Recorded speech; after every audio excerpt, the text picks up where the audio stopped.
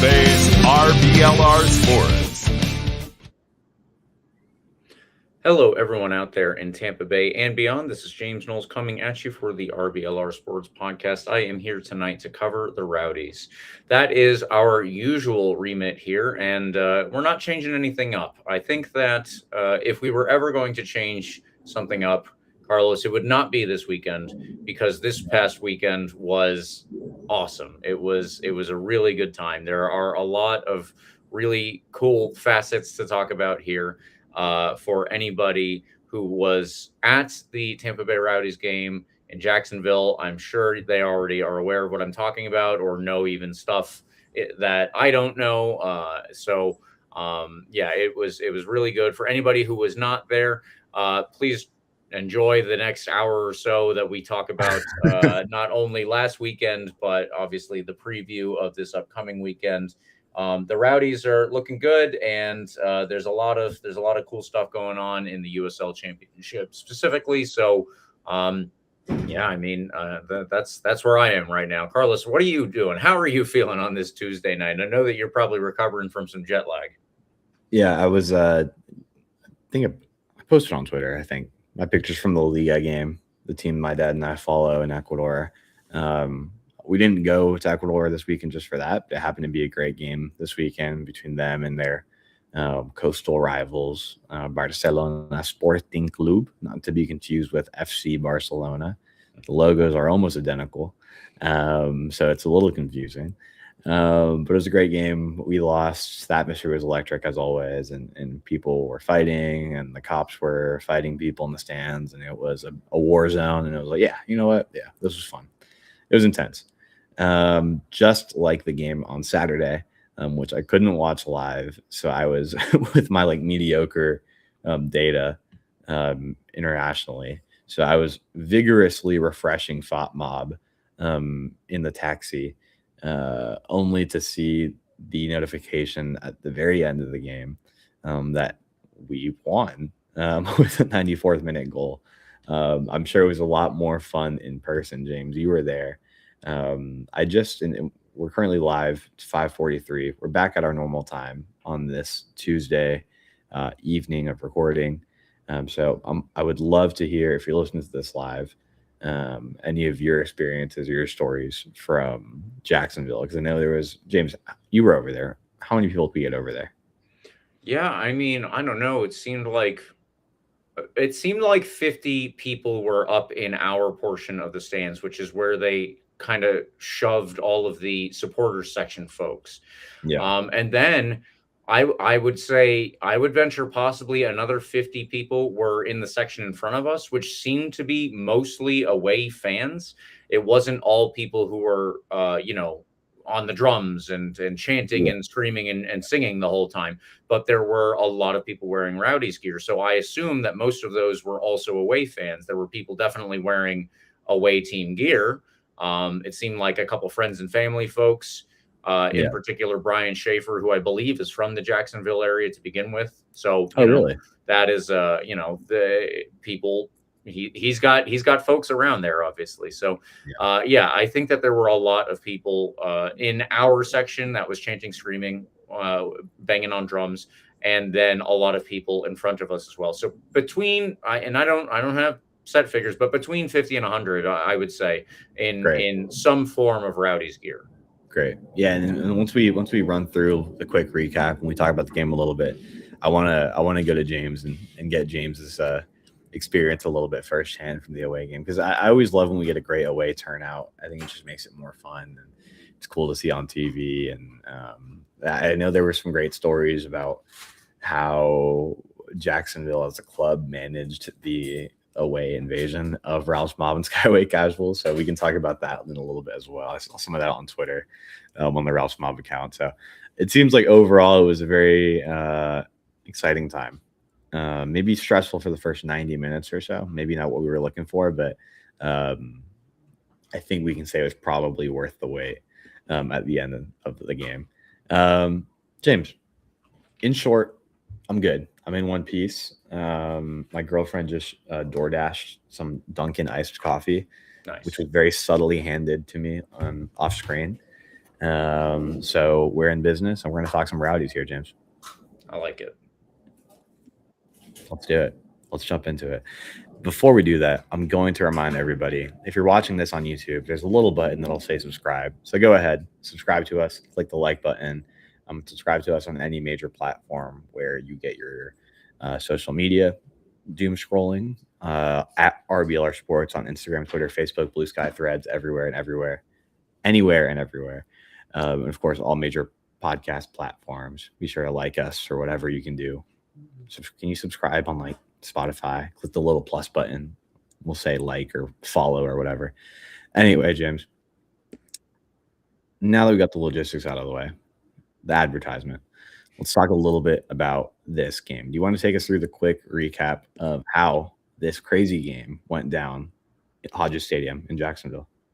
Absolutely. So as we do, let's start with the starting 11 for this game, and then we'll move on to the standings and our own standings in our RBLR prediction game. So Austin Pack started in net for the second game in a row. Dion Akoff, Brian Schaefer, Nathan Dos Santos, and Sebastian Cruz were the back four. We have seen Charlie Ostrom, obviously, as the left back. Not this past weekend. They just wanted to switch things up. Lewis Hilton and Max Schneider were the more defensive midfielders behind Marco Micheletto, Pedro Dolabella, and Russell Cicerone. And anybody who was waiting for this, you finally got the chance to see MD Meyer start up top for the Tampa Bay Rowdies.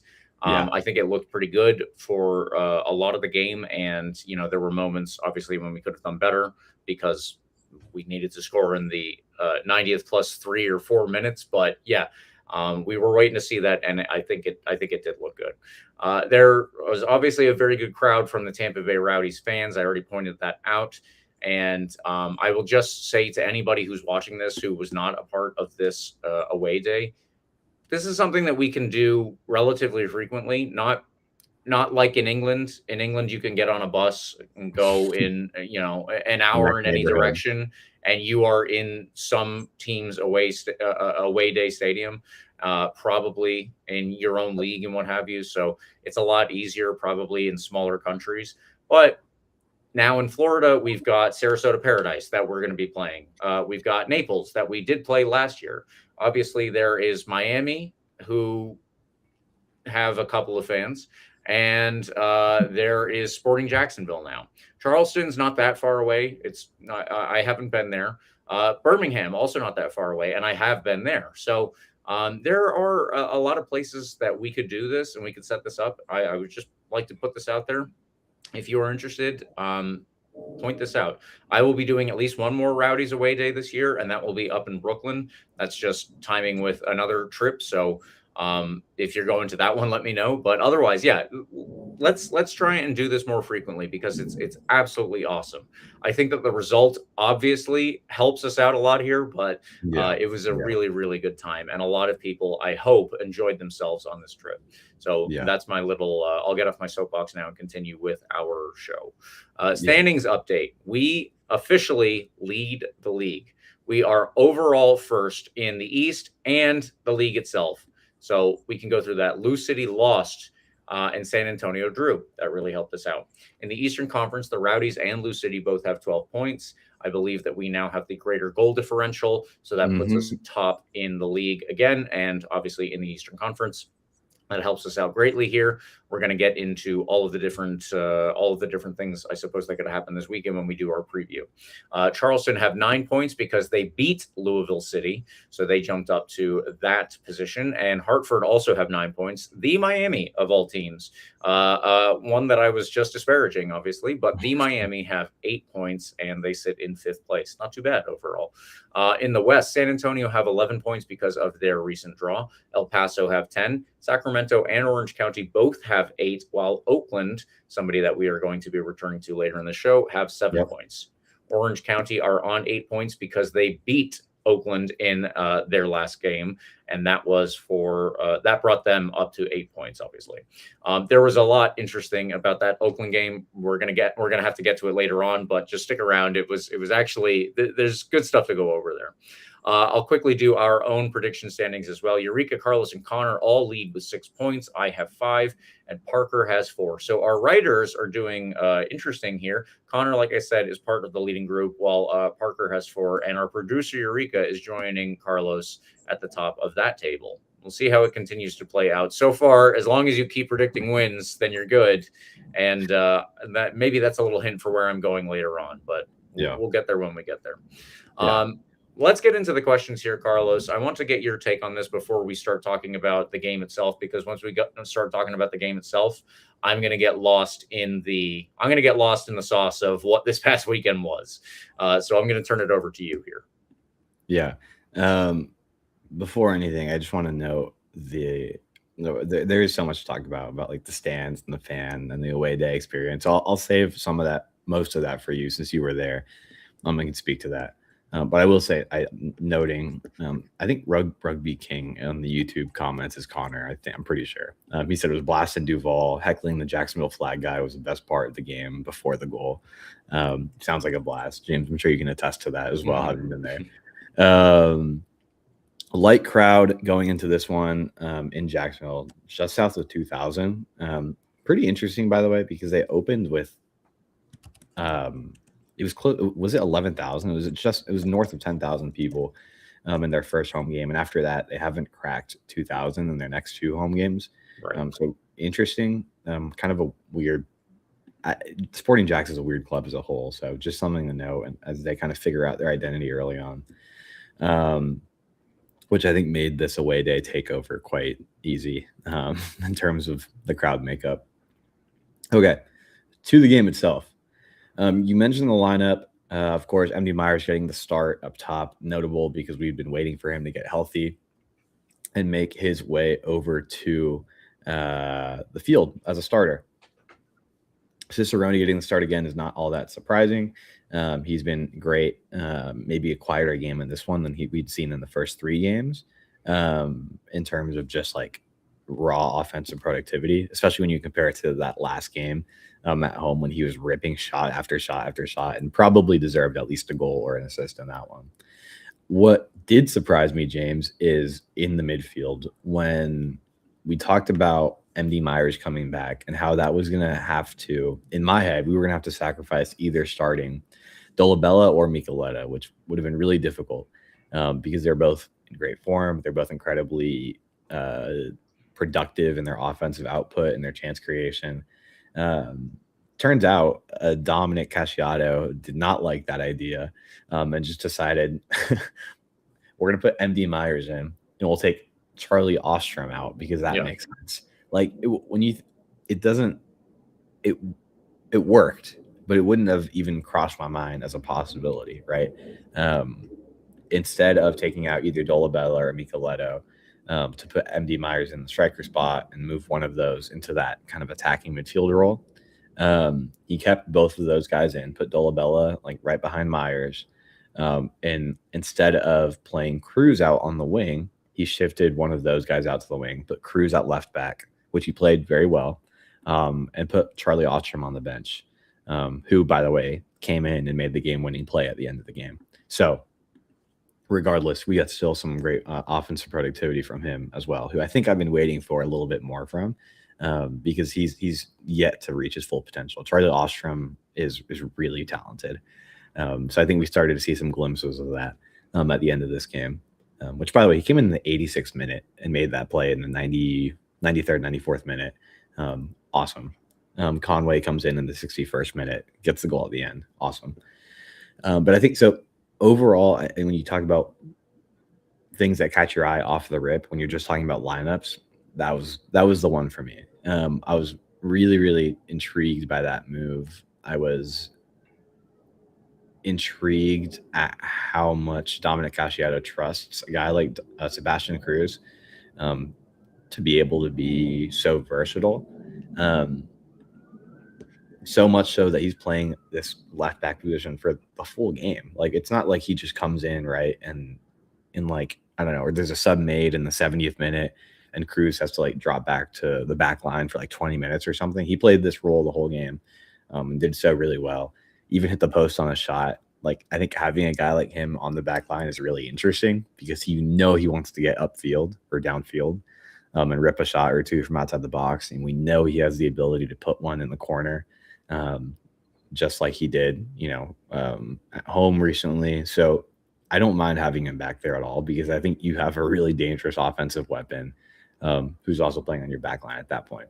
Mm-hmm. And of course, because you keep everything, you make that move, you can keep everything else in place that's been working, right?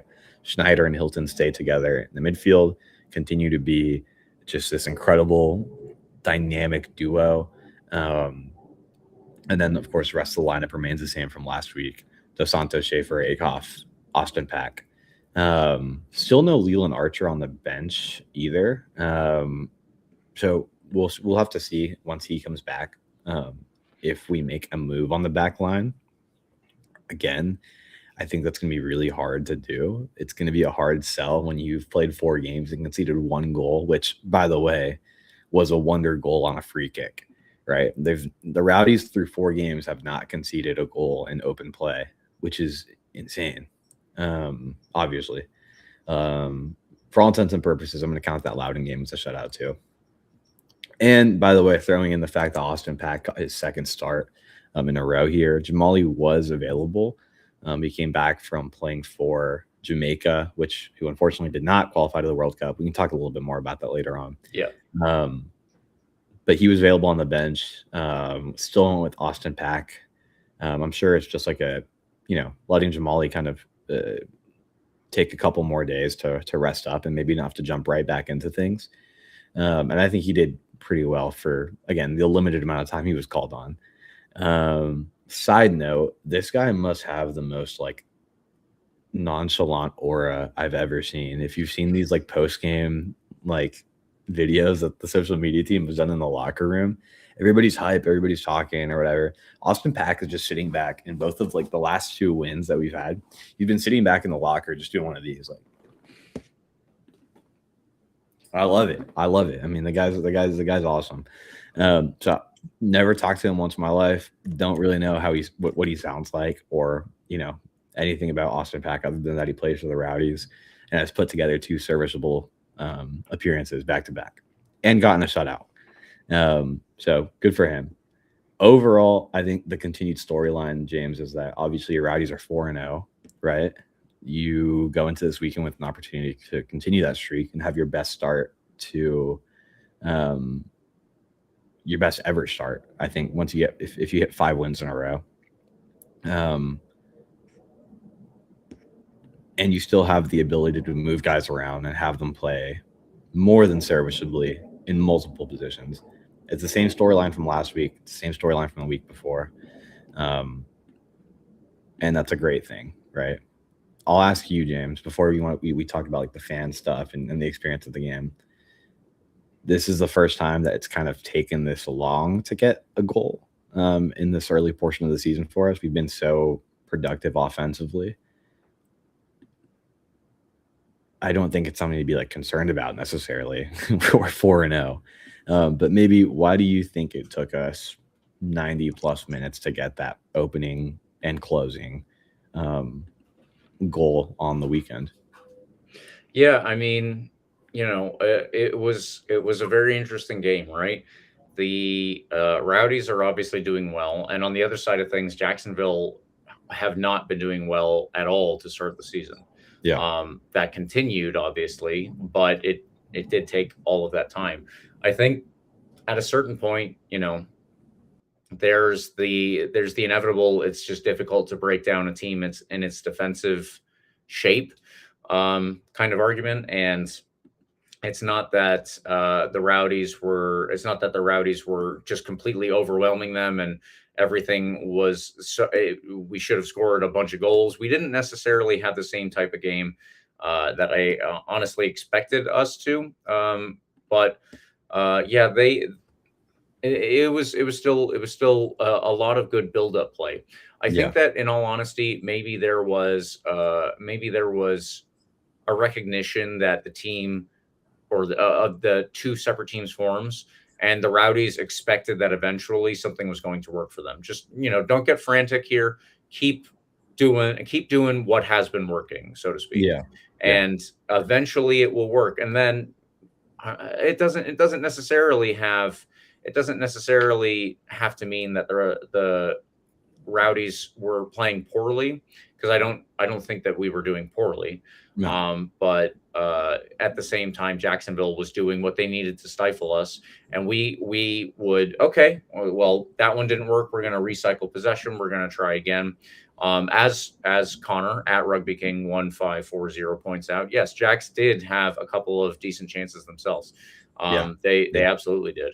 But I think that Austin Pack came up with the saves that he needed when we needed him to.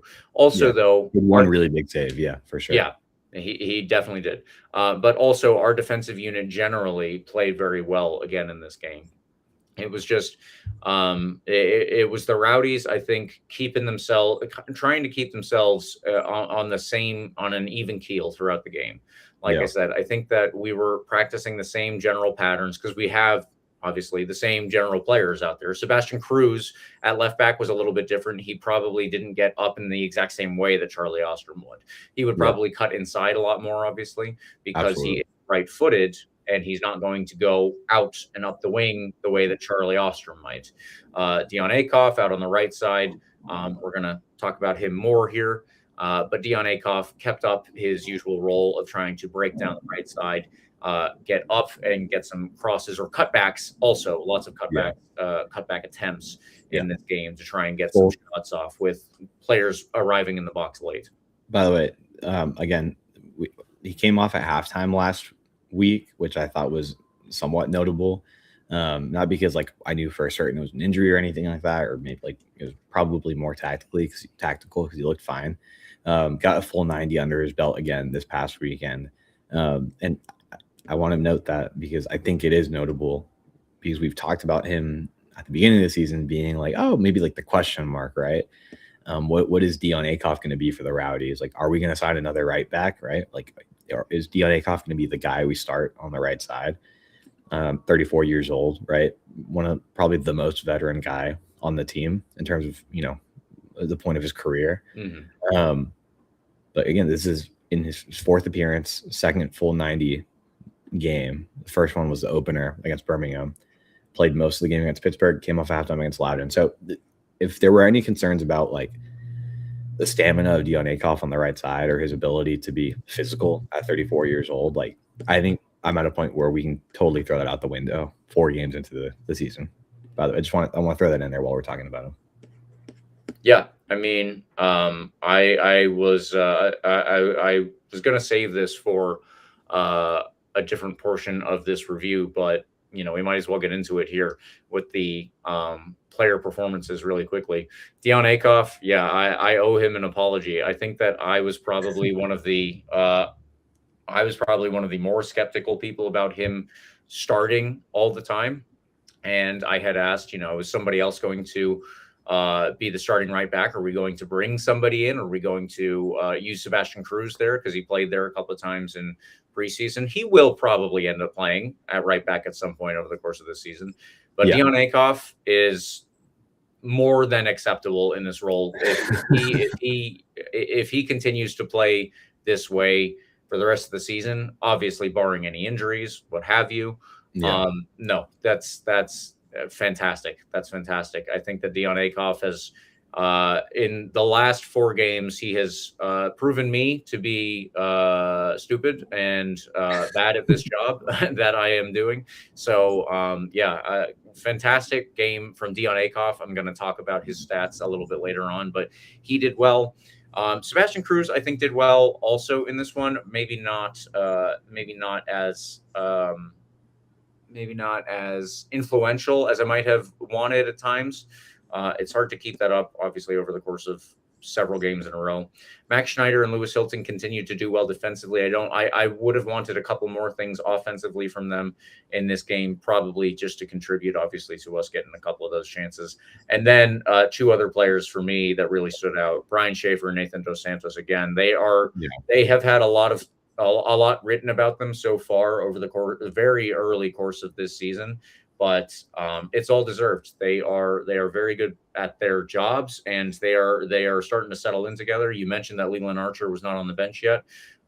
He's going to do well at some point in this season, but no one should be worried that Leland Archer is out, or I'm assuming if injuries pop up, no one should be worried if Nathan Dos Santos or Brian Schaefer end up out for a long period.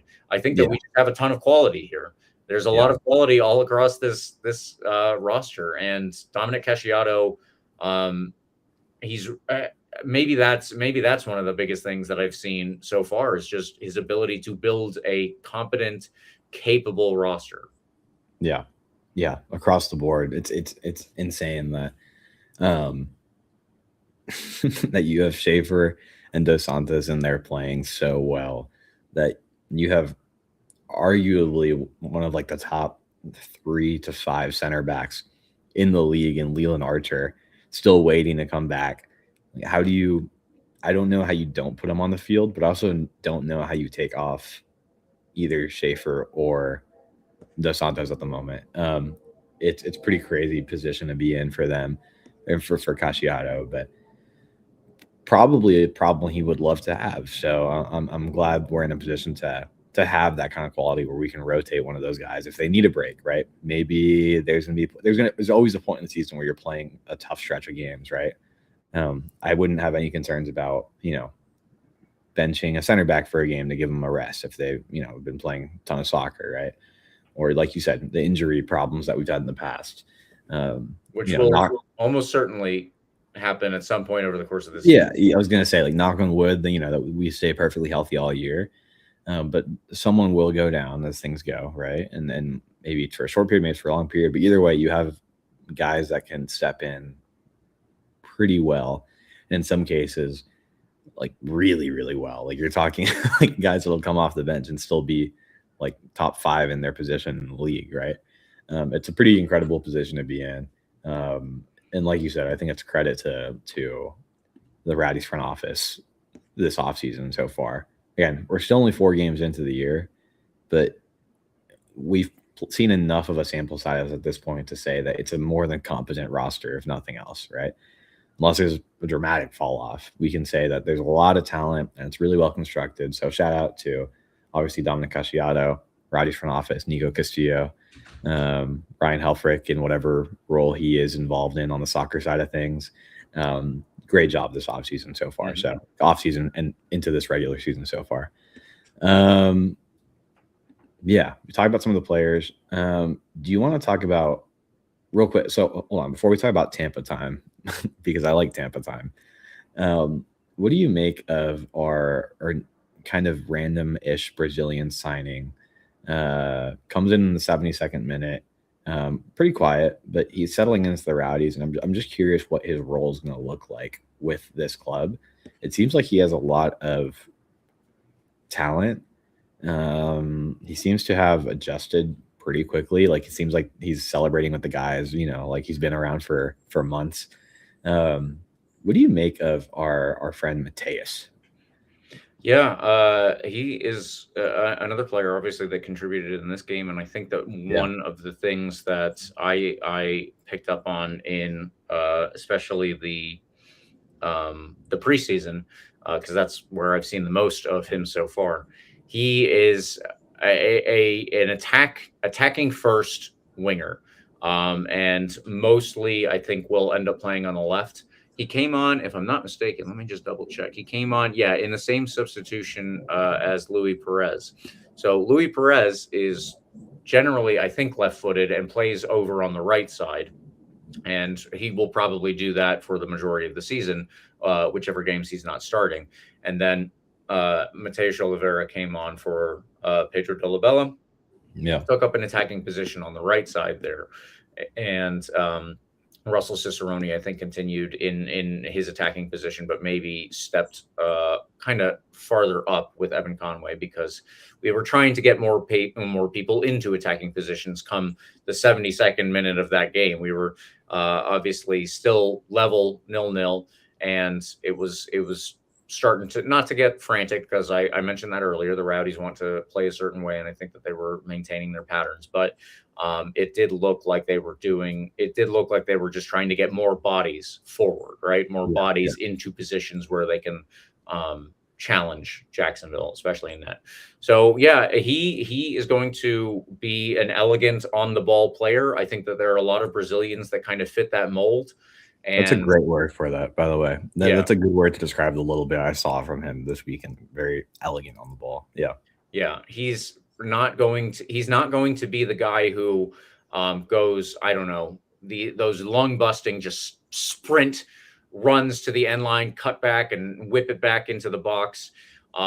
He will definitely get some crosses in, but I think that he's a guy who will look to beat you and create his own space, and then look for an option, maybe at the top of the box, like another cutback kind of deal.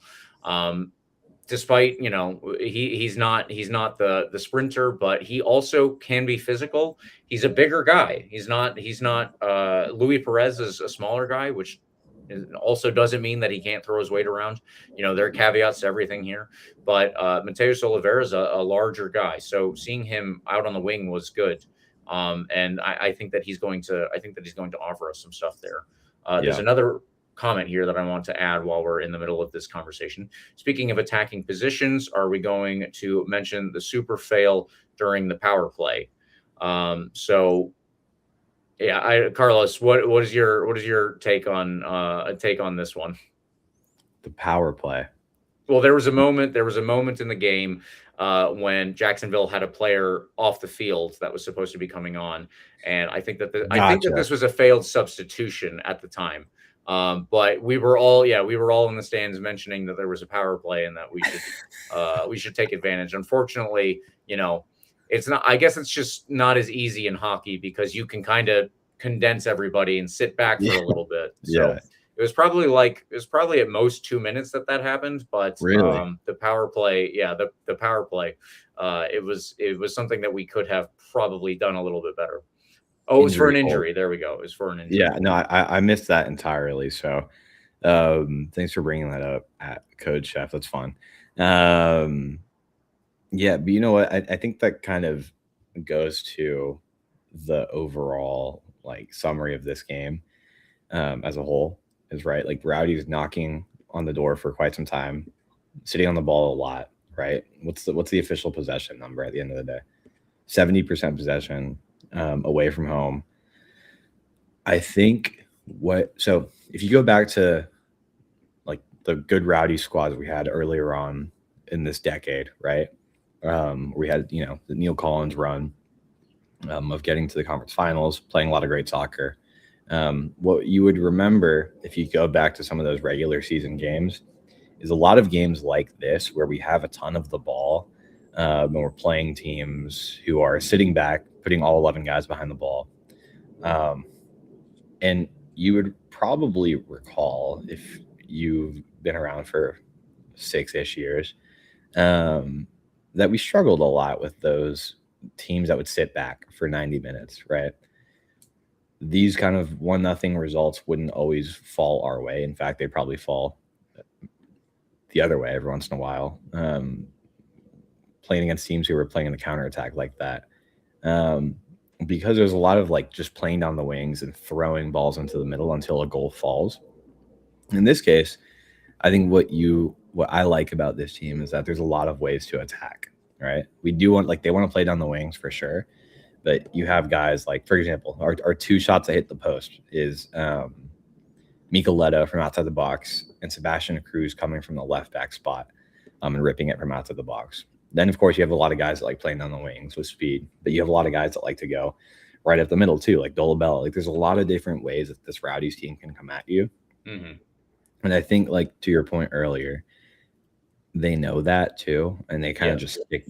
In this game, they stuck with it, right? Stick to the game plan. It's worked these last 4 games. Keep switching up your attack here.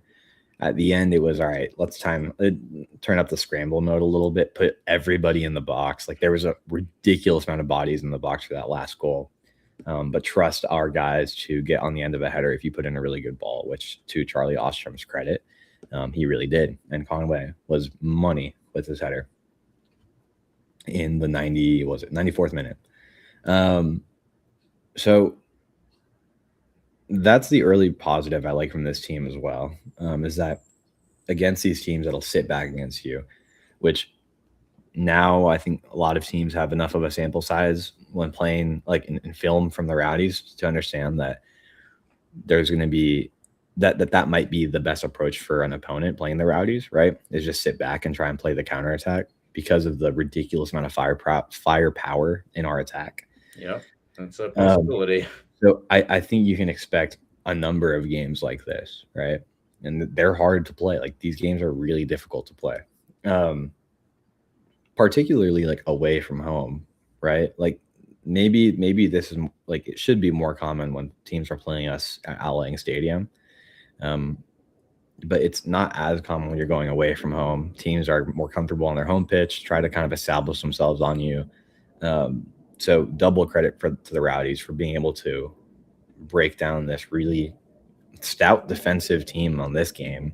They haven't really been all that solid defensively this season, but they turned it up a little bit in this game. And the Rowdies did that away from home too. So I think that's double credit to Cacciato for his system and then the players for trusting in the system up until the very, very end, which paid off, right? So I think that's a big positive for me in this one for sure, was the confidence in the system, the confidence in being able to stick with what you know, mix up the attack, in comparison to what kind of was successful for us, a number of years ago. This is really exciting soccer. So at the end of the day, it's another win, and the Rowdies remain the only perfect team in the USL so far. There's a couple other teams that are undefeated so far. Hartford is one of them. El Paso is another one, and San Antonio is the other one. But the Rowdies are the only team that have won all of their games so far. We are in first place in the Eastern Conference, tied with Louisville on 12 points and with a game in hand. So great start. You can't really ask for anything better. 8 goals and 1 conceded. This is going to be a lot of fun if we can keep this up. So, but again, that's my biggest takeaway from this game, right? Stick to what has worked so far. Keep mixing up that attack, and it seems like there's not really a team in this league that can prevent you from getting 1 or 2 on the night at least if you're playing your game. Yeah. I would generally agree with that with this Tampa Bay Rowdies team. It's looking good right now. Yeah. Okay. Before we jump into man of the match and anything to tie this one up, unless you have anything more about the on-field stuff, do you have any more on-field stuff to talk about? No, I think, we'll that'll be man of the match. Okay. Yeah. Before we do man of the match, James, I just want to give you a minute, not my minute, a few minutes if you want to recap a little bit about the experience in Jacksonville with the fans. We can talk a little bit about this this content from Ralph's Mob on social media that I saw, and how the interaction with the Jacksonville front office went and everything. But just give us your pitch as to why a Rowdies fan should make the trip to Jacksonville again in June, when I'm sure another number of folks will go to that game for the Prinks Tires Cup, quote unquote. Yeah, I don't know if we're gonna call it that, obviously, but it was a really good time. My wife and I were planning on going to this one, and we saw that there were tickets to the women's game beforehand. We got those. One other person joined us up there, and then everybody else came for the Rowdies game. The Sun weren't playing the women's side for Sporting JAX, so I understand why there wasn't as much interest in going to the original one. But it was a great atmosphere to have all of us at that game together, and I think that those people who are in the supporters groups got a march going from the back of the giant parking lot complex up to the stadium itself. Smoke, flares, drums, chanting, singing, all of that good stuff. There's not a lot of other places that I guess we could have marched from. So it was the best way for us to do it. And then once everybody was inside, we all kind of waited in the concourse until we were ushered, I'll say, up to the back corner of the stadium where they wanted us to stay, because clearly they could not handle our chanting and singing. But yeah, so they put us all up there. As I said, the back corner was where the supporters section was. In front of us, there were a big group of other Rowdies fans who either were unaffiliated with supporters groups or just people who did not want to be involved in all the chanting and singing and screaming all game long, which is fair enough. But they were still there in green and gold, and it was great for everybody involved to kind of, now that we have the benefit of hindsight here, the 90 plus minutes of buildup were fantastic. Obviously, in the moment, we were all scratching or pulling our hair out and scratching our faces and going, come on, why isn't this working? What is going on? What is with this team? Why can't we beat Jacksonville? What have you. But it goes on and goes on and goes on. And Charlie Ostrom gets the ball in that Evan Conway heads home. And there have been a couple of moments watching soccer. I just wanted to point this out for everybody.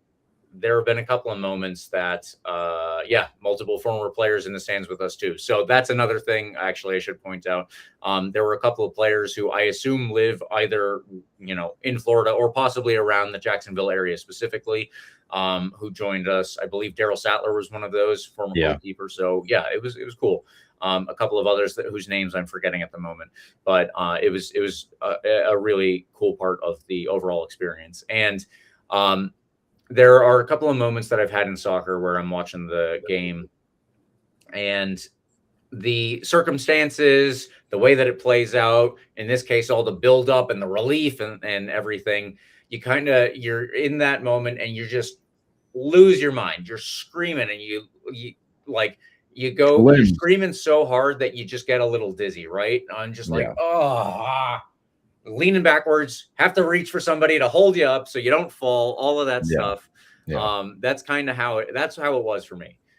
For the moment that Evan Conway scored, I started screaming so loud that I think it was Stephen Cundiff who was next to me.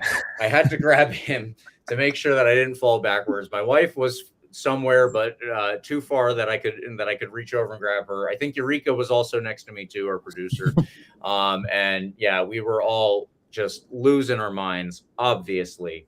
And then afterwards, 30, 40 seconds later, whatever it was, the referee blows the whistle and we're all chanting, screaming, and whoever brought smoke in, somebody brought smoke in.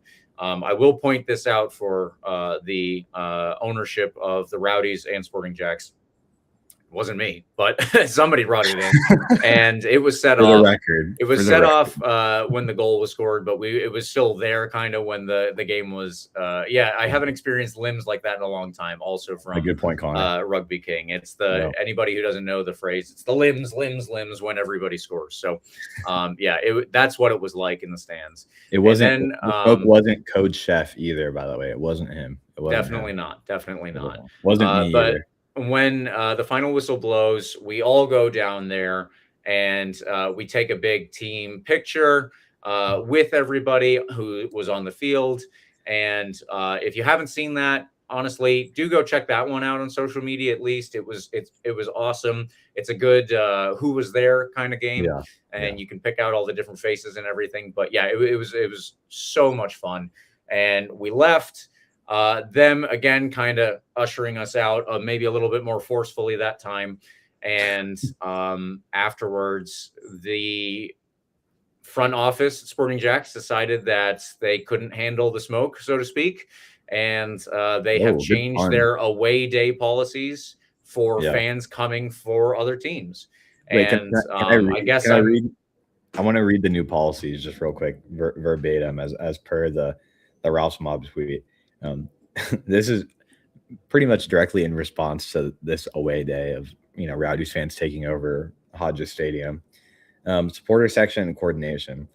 Away supporters will be placed in designated section when available. Each traveling group must provide one primary point of contact. Yada yada yada. We did both of those things, by the way. I just want to point that out. Yeah, here's the fun part: flags and banners. No flags or banners. Like it has like the category of things, and then it's like none of them. So flags and banners, no flags or banners. Drums and instruments, no drums or musical instruments of any kind. Smoke and pyrotechnics. Per league policy, the visiting team is not allowed to use smoke devices. And my understanding, and if anybody from the Ralph's Mob coordinators or organizational leadership are in here listening live, you can correct me if I'm wrong, but looks like it was something that was, very intentionally done with Ralph's Mob. They put their put the contact person in direct contact with Jacksonville's front office, and they approved flags, banners, smoke, everything. The Ralph's Mob Twitter account says that Jacksonville just entirely went back on that there was like a rogue ticket representative. So Code Chef says rogue ticket rep who was fired gave us permission. So went back on their word, I guess the day before the game or day of the game,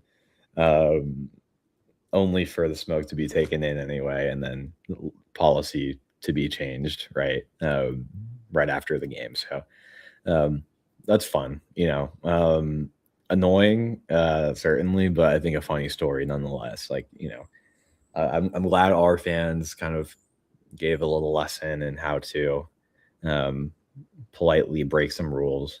And Connor says that they also banned us from swearing in the away section, so I'm sure that rule was broken too. Whatever. Good time. The videos looked great. The limbs looked great on TV or on social media. And kudos to everybody that made the trip and made it really fun. So looks to be all the more reason to get back there in June when we play them again. And of course, like James said earlier, all the more reasons to get out to all the close away games. There's several in driving distance now. I look forward to getting down to quote unquote an away game in Sarasota next year. When the time comes, I wish we would have played them away this year because it would have just been fun to kind of take over off the rip. But there's a lot of fun ones coming up, so keep that in mind. Yeah, absolutely. We can organize more of these. Whether or not they allow smoke is up to them, and maybe we'll have to see exactly which teams react to Sporting Jacksonville's reaction based on us. But yeah, I think that there will be a lot more moments like this. The last thing that I want to point out related to this game, and we've gone on a long time, I know. We'll do our preview and keep that short, I suppose. But we mentioned previously in this season how Dominic Casciato brought up in a press conference, Sir Alex Ferguson had his old thing when he was coaching him Man United. He would point to his wrist at the end of the game, and everybody knew it was Fergie time. And in Fergie time, that's when you dial the hell in, let's say, and you go and you make Man United the team that it is under his reign. It has become something completely different. So I don't know. But right now, we're working on building our own version of that. And we have had at least 2 games, one in Tampa time so far. Again, anybody who's outside of Tampa specifically, this was Dominic Casciato. Don't come for us. Also, don't come for him. It's alliteration. It really works that way. St. Pete time doesn't really work the same. It doesn't work as well. It doesn't. St. Pete, no, it doesn't flow off the tongue. We can use Tampa Bay for everything else, but I really like Tampa time. And in addition, it seems to really be working. It is working for us. So let's keep that going. Going. And in that spirit, let's get our own Tampa time here. Carlos has pointed to the watch. We've gone really long on this one, so long that it's time to do our Man of the Match awards. Carlos, who you got? I'll be quick. Tampa time legend Evan Conway gets a stoppage time winner, and builds this culture of Tampa time for us. So beautiful goal, great header. I'd be remiss to not mention Charlie Ostrom again for his lovely cross. But Conway has been a welcome addition to the Rowdies this season and made his presence off the bench felt once again in this one. Good for him getting the goal. 1-0 Rowdies because of our boy Evan Conway. Yes. And my man of the match is Dion Akoff. As I said previously, I owe him an apology. If he continues to play like this, he should play every game that he's capable of taking over in the 2026 season. He was actually the highest rated player on FOTMob, and I just want to point out why. 90 minutes played, obviously, 4 defensive contributions, 3 chances created, but also this 94% accurate passes. And I believe that is the highest of the entire game. So there you go. He was incredible in this one, running up and down for 90 minutes.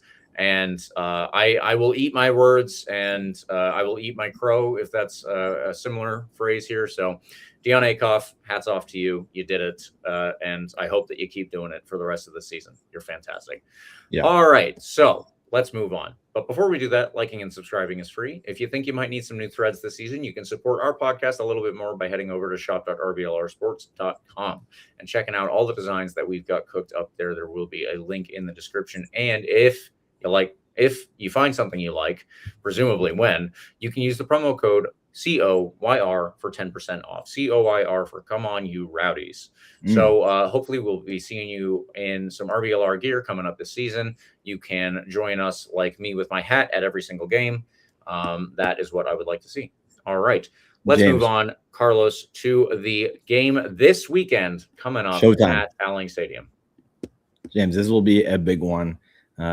This is an opportunity Saturday at 7:30 p.m. to match the Rowdies' best start in the modern era, which was 5 wins in a row in 2021. That really, really incredible season. When we rattled off 3-0 win at Charlotte, 3-0 win over Pittsburgh, beat Phoenix at home, beat Miami at home, and then beat Red Bulls away. Notably, by the way, I'll mention that in that 5-game start to the season, the first 4 games were all at home. So maybe making it a little bit easier than our current winning streak, where we've had the Birmingham away win, Jacksonville away win, and now we have an opportunity to make it 5 in a row at home this weekend. So that's a plug to get out to the game, go out, support the boys to match the best start in club history, make it 5-0, and continue on this really, really dominant start to the year. Rowdies are playing against Oakland Roots at Alling Stadium, a team that has been started off pretty well, James. They're kind of in the middle of the pack so far, for whatever that's worth, this early on in the year. They lost 2 weeks ago at home versus Orange County. That was the really funny finish that we talked about last week or the week before that, where the goalie runs on the field, makes it a whole thing, whatever. You can go watch that. It was kind of went semi-viral on the U.S. soccer spaces. James, what do we know about this Oakland team? Can you give us the rundown?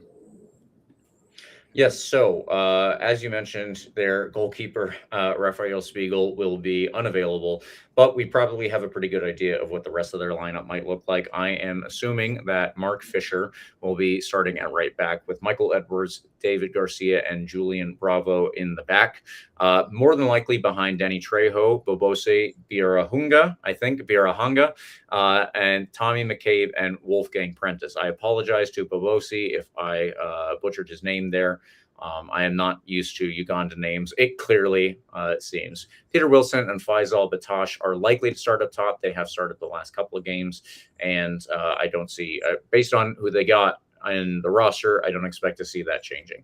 Wolfgang Prentice out on the wing leads the way with 2 goals, and wide players generally lead with assists and chances created, including, obviously, Wolfgang Prentice. He has an assist as well. So he is the overall leader on the team for, I guess, goal contributions at this point. Look to see them trying to get a lot of width, specifically out of Prentice and Danny Trejo. And behind them, Julian Bravo will probably help out with Prentice and Mark Fisher, assuming he starts behind Danny Trejo. Also assuming he starts. Peter Wilson and Faisal Batash. I think that Wilson is going to be the higher striker more than likely. And if Batash is going to be getting high, that'll happen sometimes, but more often I assume that he will be trying to facilitate things as well with the midfielders that stay in the middle, those being Birahunga and McCabe, the more defensive of those two. And So they have mostly been playing in at least what FOTMob calls a 4-4-2. You don't necessarily have to take FOTMob with you can take it with a grain of salt is the way that I would like to put that. So they do have a general way of playing that they will try to recreate here. And I think with the width of the Outlying field, they are probably going to try and take advantage of that. Obviously, the good news is that we also take up a lot of that width. Charlie Ostrom, if he starts, or possibly Sebastian Cruz, and then Dion Akoff, assuming he starts, maybe that would be Sebastian Cruz. I don't know. But the width provided by those players will also keep them in check. And then, we're going to have to worry about players like Prentice and Trejo getting in behind them. But that's also why we have the box 4 in midfield that we've kind of been playing with, which is the two center backs, Dos Santos and Schaefer, and in front of them, Hilton and Schneider. And both Hilton and Schneider have helped us spread out by dropping in between our center backs and allowing them to get wider. I'm assuming that we'll see a little bit more of that here. Also, Oakland have used some younger players over the course of this season, and in the past, they're probably going to continue to do that. That doesn't necessarily mean that they're bad players, but they might be less capable in certain moments, especially under dire pressure by the players at Al Lang, hopefully. So we can win this one. It's one that I think that we have a good chance of winning, but obviously here's the problem.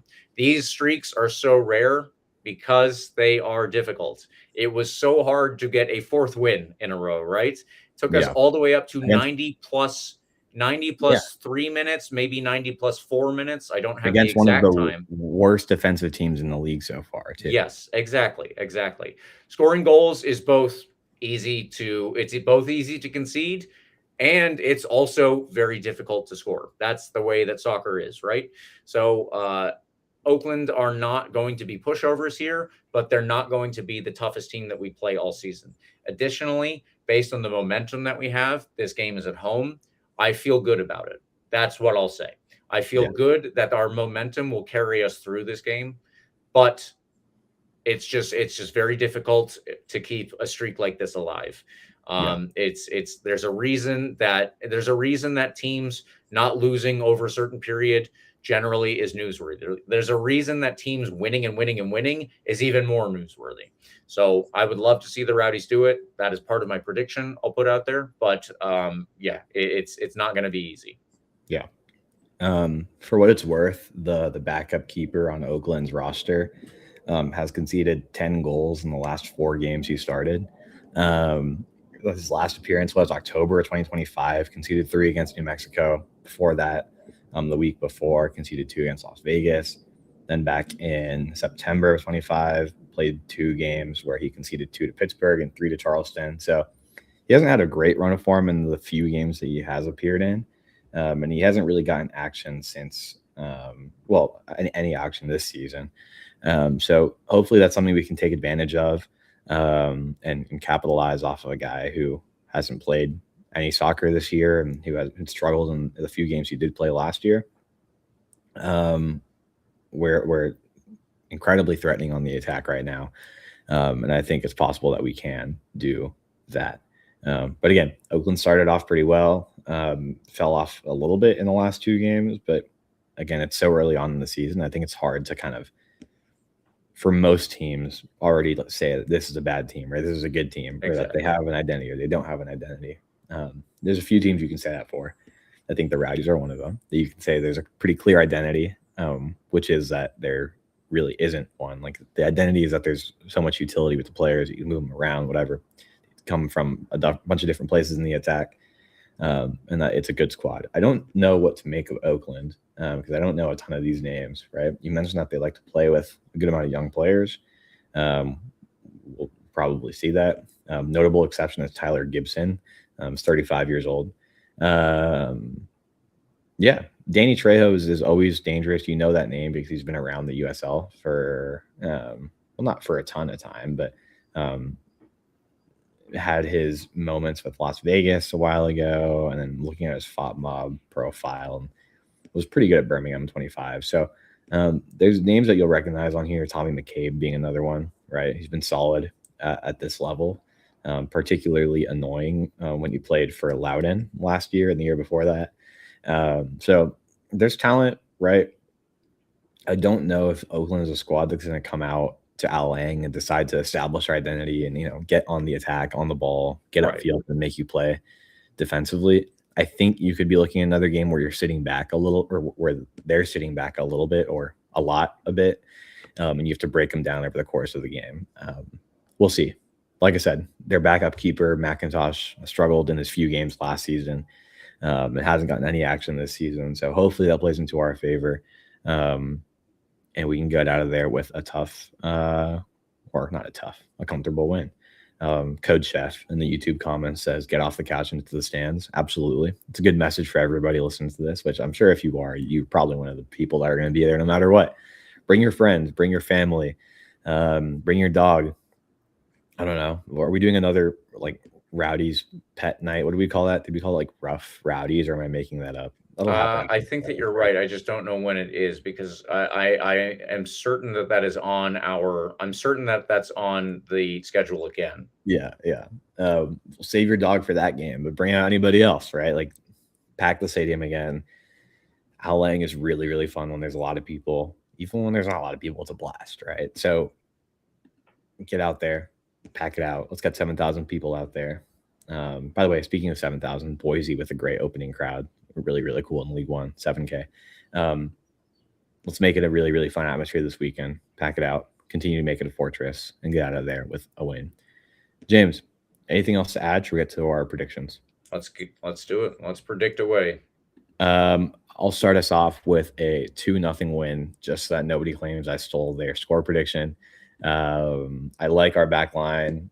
Again, this is kind of a vibes pick because I don't really know what to make about Oakland other than what I've seen in clips and the numbers.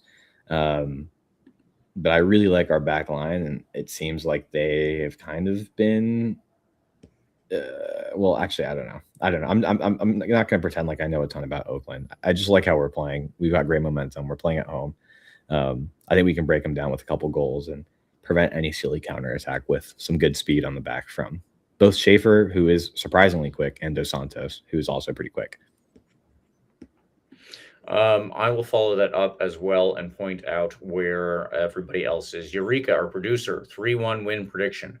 Parker, our writer, 2-1 win prediction. Connor, our writer, a 1-1 draw prediction. Possibly bold, but also, it's relatively reasonable. It's relatively easy to pick a draw in soccer. It's honestly not that it's not that crazy, of course. Yeah. I, however, will go with a win, a 2-1 win. And by the way, anybody who said that I was going, or I used somebody else's, when I wrote the doc yesterday, that's when I added that bullet point. So I don't want to hear it. Moving on to our extra time segments. I guess our very quick thing here is, unfortunately, Jamaica did not qualify for the World Cup. They lost 1-0 in a not super great to watch game against DR Congo. But DR Congo are in the World Cup. Jamaica are unfortunately not. I honestly do think that sucks. Not just for Jamali Waite, but there are a couple of other players around the USL Championship who would have been involved in that. So that would have been good for the USL Championship to have more players. There are going to be some players from this league in the World Cup. Curacao has a couple of players, but it would have been great to have more. So that's, I guess, just a missed opportunity for everybody. But DR Congo was the expected winner, and ultimately they got the job done. So fair enough there. Carlos, do you have anything to add to that, or anything to add to the whole show? I think that was the only thing I wanted to talk about. Yeah, sucks. I love the Jamaican national team. They're fun to watch, but they didn't really find it in those two games. Even in the game against who were they playing? Suriname was against Bolivia. Who were they playing? They played against New Caledonia, and even that one was way too close. Yeah, they never really found it in that game either. So it was kind of expected by the time that second game rolled around. I didn't know if they were going to fix it all by then, which sucks. They have a lot of talent. We move, right? It's still, I think it's still cool for DR Congo, by the way, who haven't qualified for World Cup in forever. So I do like the little, extra spots that we have in this tournament now. It makes for really fun stories and qualifiers. And some people might say it makes qualifiers more meaningless, but I think it makes it more meaningful because you have a lot more teams that are fighting for spots that have never seen the World Cup or haven't seen the World Cup in like 60 years, fighting for those last spots. It's made it really, really entertaining. It made them fun, meaningful games right up to the end of qualifying. So good stuff. World Cup will be fun if you can shell out a college semester's worth of tuition to pay for a ticket. Yeah. Regardless, we move on. Thanks for listening.